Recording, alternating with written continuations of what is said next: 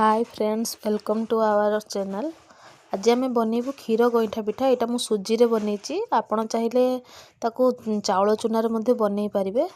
तेबे चलतु आज आम बनइबू क्षीर गईठा। तो सेटा क्षीर रे ही हम। तो से गोटे बाउल सुजी 2 बाउल क्षीर नहीं। प्रथमे कड़ई रे 2 बाउल क्षीर देदेवे। यहाँ ऊपर गोटे चामच घी देले टिके बास्ना भल आसे। यहाँ ऊपर गोटे गोलमरिच कुटिकी देवे। देखंतु क्षीर आमर भल से फुटी जाइए। एबे आमे से सुजीटी देदेबा। या द्वारा टिके लुण देवे अल्प टिके। तो देखंतु एबे सुजीटी को आमे खली प्रस्तुत करदेबा। हमर सुजी खली प्रस्तुत हो जाइए। यहाँ को कई जंतणी मध्य कहते। देखंतु आमर सुजी खलटी हो जाइए। एबे आम यहाँ को ढांका घोड़े देवा एवं ढांकुणा दे यहाँ को अध घंटा छाड़ीदेवा। जहाँफल कि सुजी खलीटी टिके ठंडा हो। एबे मु आलमंड गुड़ी को काटी नहीं। क्षीर गईठा प्रस्तुत पाई प्रथम गोटे जगह काजू, चीनी, अमूल, चाउल चूना, घी, आलमंड आटा गुजराती गुंड। एटा अन्नपूर्णा पत्र। आपण चाहिए अन्नपूर्णा पत्र नथिले तेजपत्र मध्य दे पारिबे। तापर एटा नड़िया करा आउ क्षीर। जेहेतु एटा क्षीर गईठा होची तो आमे जंतणीटा मध्य क्षीर रे प्रस्तुत करिचु एवं क्षीरीटा मध्य क्षीर रे ही प्रस्तुत करिवु। एबे मु खळीटी गोटे थाली को काढी नेछि।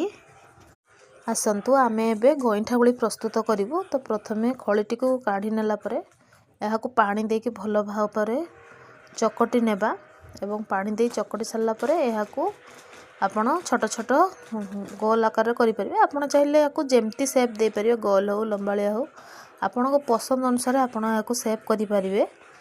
देखंतु मु एथिरा गोल गोल कर नेछि।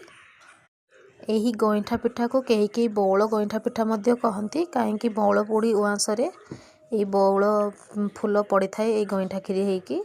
से यहाँ बौल गईठा मध्य कह जाए। देखंतु यही भितर आमर गईठा गुड़ी गुड़िक प्रस्तुत हो जाइए। चलतु एबे आमे ता खीरीटा प्रिपरेशन करवा।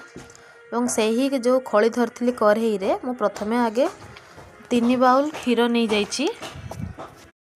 आपण चाहिए क्षीर जगार पानी मध्य दे पारिबे। तबे क्षीर देहरे मु पुणी गोटे चामच घी दे दीची। देखंतु एबे से गईठा आम जंतणी तो टिके लुण देइथिले तो गईठा क्षीरी रे मध्य टिके लुण देबा। और क्षीरटी फुटी आसलानी आम यहाँ पर गुजराती गुंड देबा। एठार मु 2टी गुजराती गुंड कर नेइची। एवं यहाँ ऊपर से जो अमूलटा रखिथिले अमूलटी देदेबा। कहीं ना पानीटा अधिक फुटिले अमूलटी पेंडा हो जिवो। देखंतु अमूलटी आमर पानी रे भल भाव क्षीर सहित मिसी जाइची एवं क्षीरटी मध्य फुटुची। तो से उपरे आमे गईठा गुड़ी गुड़ी को देदेबा। एटा मु माणवसार सेकेंड पाली गुरुवार रे बनई थिली। गईठा गुड़ी गुड़ी को से क्षीर उपरे देदेबे। एवं एठारे मु से छोट गिनारे गिने चाउल चूना नेछि। ताहाकु पानी देकी भल भाव गलई देबा। कहीं ना चाउल चूनाटा देले क्षीरीटा टिके बहलिया आसीबो। आपण गईठा पिठाटी जेमती करिवे अर्थात पतला करने को चाहिए अल्प चूना देवे। एवं जदि आप बहलिया करने चाहते क्षीरीटी को तो आपन टिके अधिक चूना देवे। तो मु एठारे बहलिया करिनी कि पतला करिनी। एबे आमे एई गहींटा क्षीरी रे नड़िया जो कोरिकी रखिले ताकू दे देबा।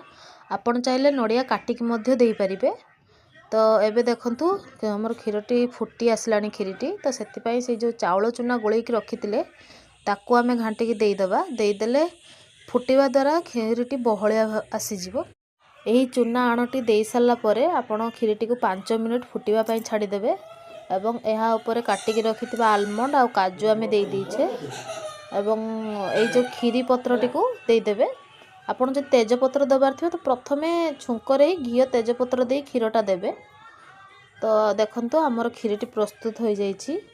एबे आमे यहाँ को घोड़ई अध घंटा छाड़ी देबो। कहीं जिते से ठंडा हम सेते क्षीरीटा बहलिया हो।